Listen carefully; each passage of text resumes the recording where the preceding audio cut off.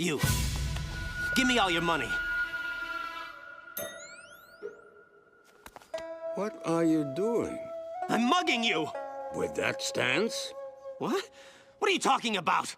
Just give me your money, old man! With a poor stance, you are unbalanced and you can be easily knocked over.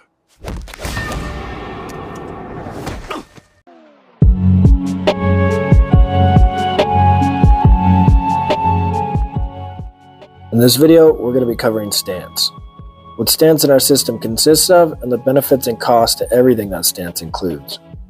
Keep in mind, just because it has a cost doesn't mean it's bad or you shouldn't use it. Everything has a time and place, and you can even use the cost to your advantage to provoke or lure your opponent, and tons of other options. You need to understand the trade-offs of what you're gaining versus what you're losing in order to make educated decisions. Stance is defined by weight distribution, body posture, and foot placement.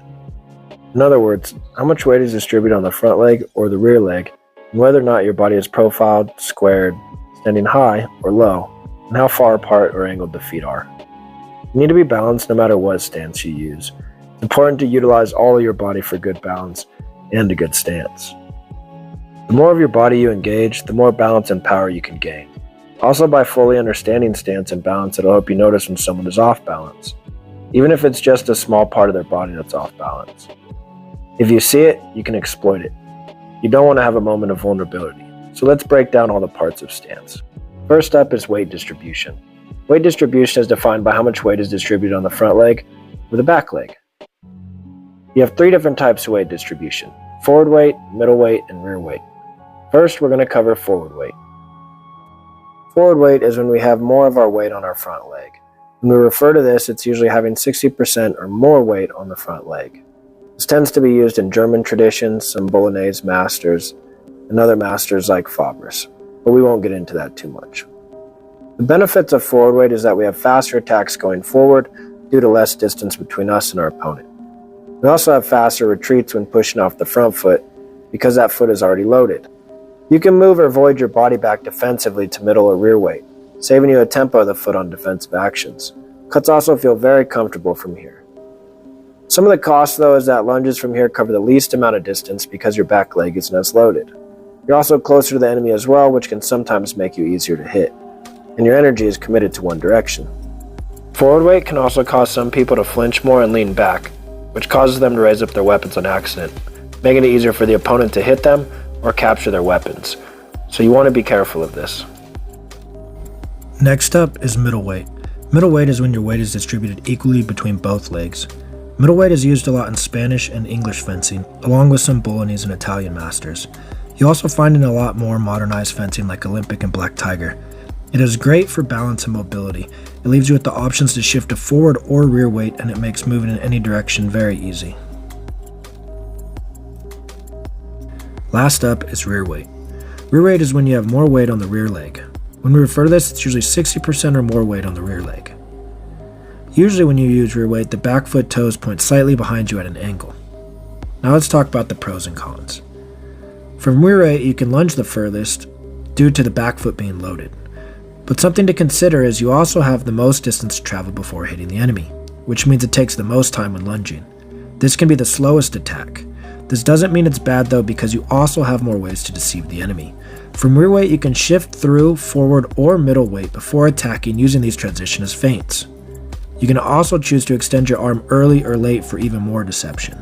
With rear weight comes the ability to deceive range and time in many different ways, which can make it deceptively good offensively. Some issues we run into though with starting in rear weight is you cannot lean backwards any further to avoid an attack, and the feet are less mobile for angled steps and retreats. Shifting to rear weight though can save you time from having to use the tempo of your feet to create space from an attack. This can be very useful if you're at the edge of the ring or an obstacle is behind you. Rear weight is also good for melees, as you can lean back instead of retreating so that you do not break the line, and can be good for uneven ground. It's good to know and use your natural stance, but you need to train all of them. You're only as strong as your weakest link, and if you only use one stance, you're more predictable. Also, if you only train one stance and someone can force you out of it, or if you get injured and can't use that stance anymore, you're setting yourself up for failure. Stance is the very first place that every fighter should start. Before someone even holds a weapon, they need a good stance. Knowing your stance and balance well will help you notice when your opponent's balance or stance is off in a way that could cost them time on their actions due to having to regain balance. It can be small moments, but in fighting, it's those small moments that count.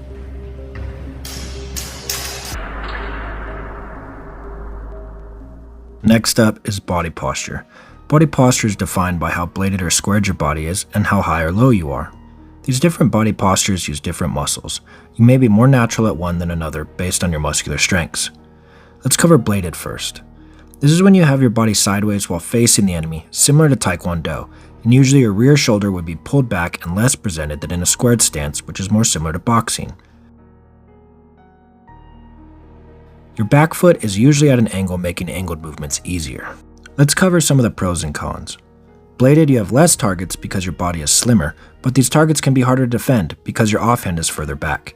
This means your offhand will have to travel more distance to stop attacks, giving you less time. It'll also have a harder time defending the right side of your body, and a lot of people cannot get their offhand far enough over to defend their right side, especially if you have a bigger chest or biceps. This means cross parrying is more difficult unless you rotate your hips to squared when you cross parry. The offhand being further back and less presented also means your cone of defense is lessened. The further out your arm is, the more of a cone of defense it provides, and the more time you have to stop something from reaching your body. On the flip side, with the arm back, it makes the arm harder to hit, aka providing less targets. From bladed, it's easier to generate more power on arm extension thrusts, and you have more range on certain attacks. Bladed uses the quads and the side of your legs more than squared. I've found more men than women prefer this stance because of the difference in women's hips and knees. Some women find this stance to be less comfortable than squared. This paired with some women tending to have bigger chests than men can leave it to be a little less desirable. Bladed can sometimes be better for single weapons where you don't use your offhand to defend yourself as much, like at Olympic fencing, saber, or longsword. Let's not forget that cuts moving from the left to the right are more powerful starting profiled because you have the ability to turn your hips over to a squared position, which allows you to generate more power. Next up is the squared posture. In a squared posture, both shoulders are equally presented and your back foot is usually up on its toes with the heel raised, like a tiger, and both feet face forward. Let's talk about the pros and cons. When squared up, you have more targets, but they're easier to defend because your offhand can reach further out. This gives you an easier cross parry, and it's easier to get lower in this stance, which makes parrying your lower zones even easier, especially with your offhand. You can generate more power on cuts from the right to the left because you can turn your hips to a bladed position, generating more power. In a squared posture, you tend to use your glutes more, so it can be preferred for people who have more powerful glutes. You want to be careful trying to use rear weight in a squared posture, as it makes most people lean back in an unhealthy way and can cause injury. When using rear weight, it's better to shift your weight onto your back foot and not lean your torso back at the spine. Usually when you use rear weight, you will want to be profiled. Now let's talk about standing high and upright or tall versus low. Some of the pros and cons are, when being tall it can be more comfortable and use less energy, while providing better angles of attack downwards, but you have more targets for the enemy to hit. You also have a less powerful lunge, and most people have more telegraphs, especially if they load their lunge, they tend to sink.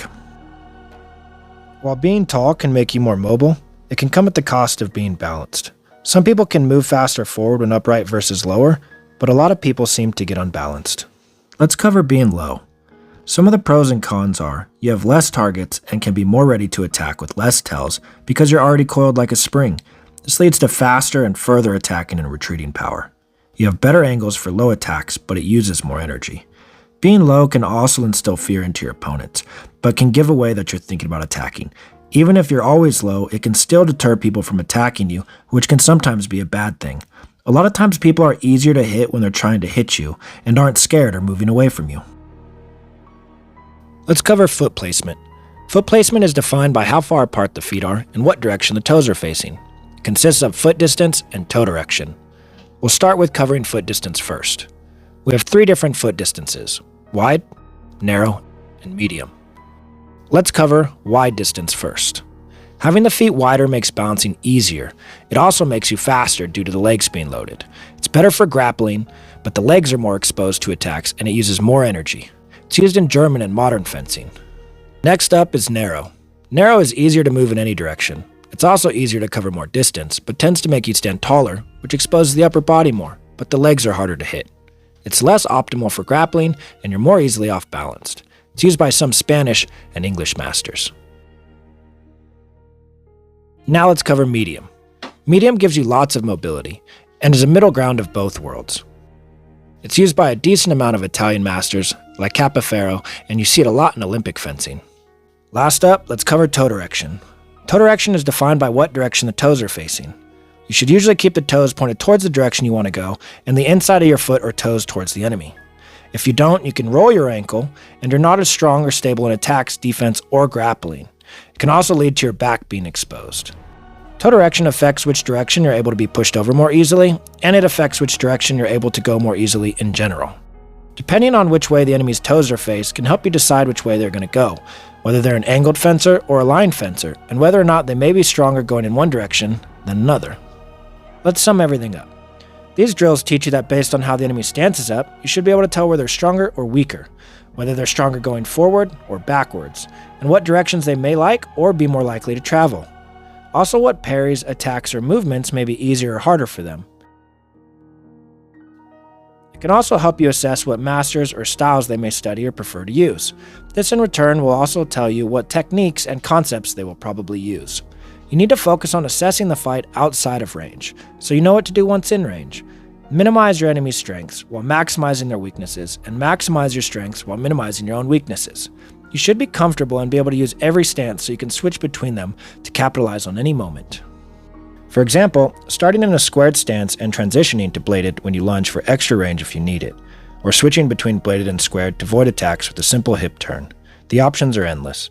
Remember, if you only use one stance, that's a pattern that can be exploited, and if you only use one stance, if someone knows the weakness to that stance, it's going to be a lot harder for you to adapt. You're only as strong as your weakest link. If people know how to exploit your weaknesses and don't let you use the strengths of your stance, then you're setting yourself up for failure. This is how I've won so many tournaments against others who have been fencing far, far longer than I have. If you liked the video, please subscribe.